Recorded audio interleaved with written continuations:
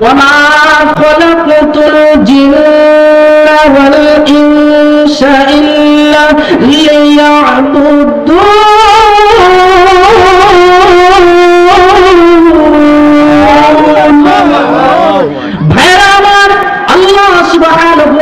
আমাকে আপনাকে দুনিয়ার জমিনে পাঠাইছে ইবাদত করার জন্য।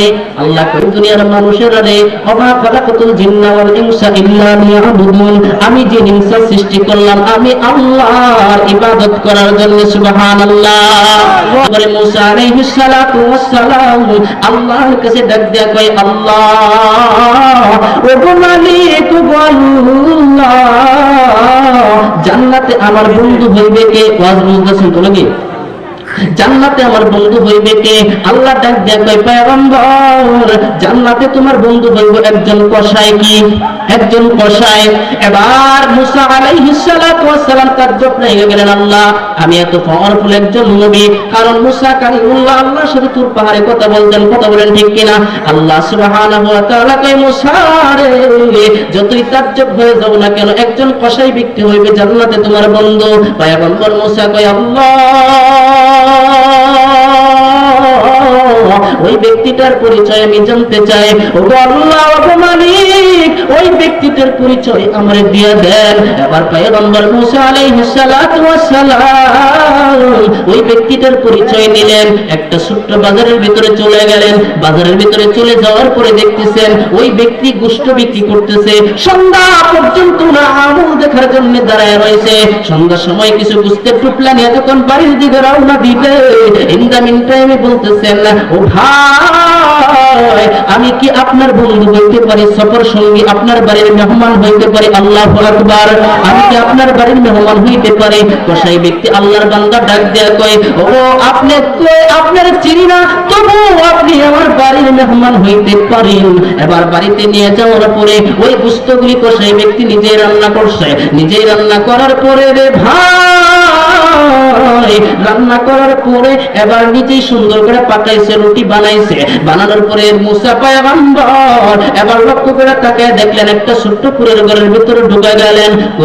কুড়ের ঘরের ভিতরে ঢোকার পরে একটা বৃদ্ধ মহিলাকে উঠাইলেন। উঠানোর পরে মহিলাটারে এই গোশত রুটি খাওয়াইলেন। খাওয়ানোর পরে পয়গম্বর মুসা লক্ষ্য করে তাকায় দেখতেছে আল্লাহু আকবার। পয়গম্বর মুসা আলাইহিস সালাতু ওয়াস সালাম তাকায় দেখে এবার তাকায় দেখতেছেন ওই ব্যক্তিটার মহিলাটারে খাওয়াইছেন। খাওয়ানোর পরে মহিলাটা বিড়বিড় করে কি জানি বলছে।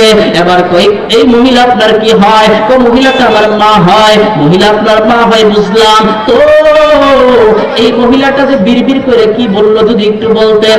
এবার কয় ও ভাই আমার মা আমার জন্য দোয়া করে ও আল্লাহ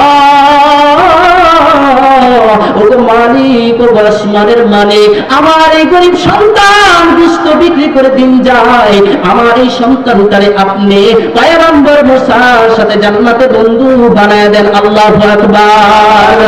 মায়ের কান্দন যাবতীয় জীবন ওই 2-4 মাস বোনের কান্দন রে, ওই গরিব পরিবারের কান্দন কয়েকদিন পর থাকে না। জনম দুঃখনি আমার মা, জনম দুঃখনি আমার মা। আল্লাহু আকবার।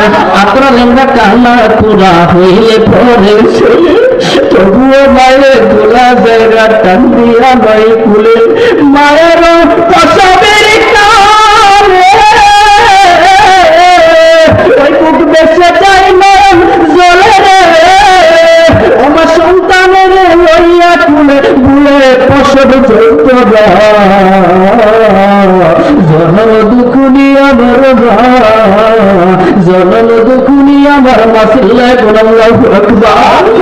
পয়গম্বর মুসা আলাইহিস সালাতু ওয়াস সালাম এবার কান্না করে আল্লাহ